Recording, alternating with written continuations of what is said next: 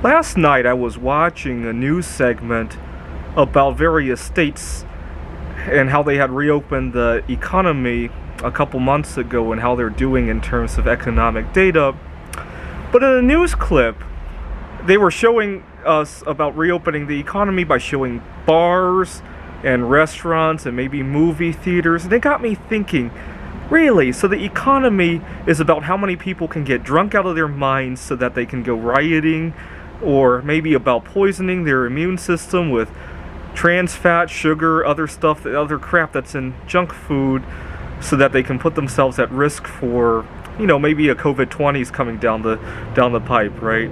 Or so they can get cancer or heart disease, so they could lose several decades off of their lifetime, so they can come up with less innovations. Or they can go to a movie theater so they can be brainwashed by mainstream media, or if nothing else, right, watching somebody else's life instead of improving their own. Really? That's the economy? It really got me thinking. You see, I really hate it when people say they compare economies by just how much paper is flowing in between people's hands, right? I think of the economy as how much better our lives can be, right? How much extra life expectancy we can get, how much we can get out of the years of life expectancy we have, right? I think it's called quality adjusted life years, right? Or how much people can connect with one another, right? Or how much simpler our lives get, right? That's why I really love intermittent fasting, right? Because it really simplifies life a lot when I'm not being chained down to the kitchen table, right? I talked about this in other videos, right? But it really flies in the face of what I think of as modern innovations that I get to enjoy, right? That people think of the economy as how many people can go poison themselves, right? Obviously, this is a symptom of our debt-based money, right? Because every month, because our money is borrowed into existence, every month that the economy, we're literally on a train that cannot slow down, right? As soon as we slow down, people default, they go bankrupt, and COVID-19 has really highlighted the perils of a debt-based monetary system, right?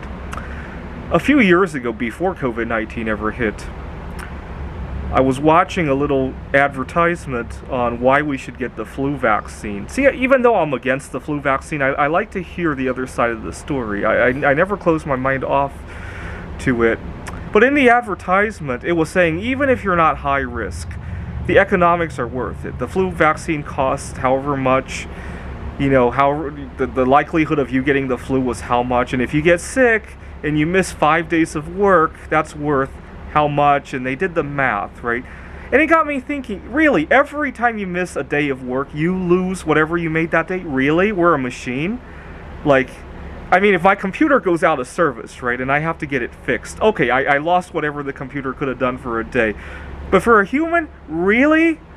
So let me give you an example.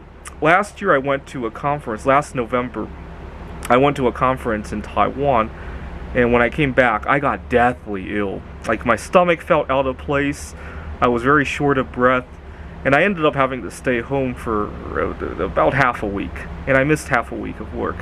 But during that time, I discovered a few songs that I had never heard, because I was staying home and I was out of it, right?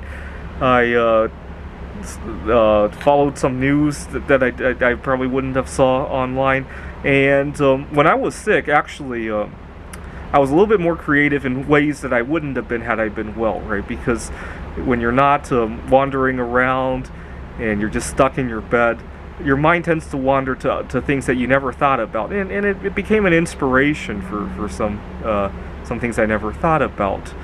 But this was last November. I don't know what I got. It might have been COVID-19, or it could have just been the common cold. I've since tested positive for antibodies, but if it were COVID-19, that was a very short length of symptoms that I had. But it just goes to show the perils of a society which literally cannot slow down because of the debt machine that's constantly humming in the background, right? But a lot of people don't see it that way, though. They see it as, oh my God, bars are closed, the restaurants are closed, sports are closed. That's the symptom. That's not the disease. Thanks for watching.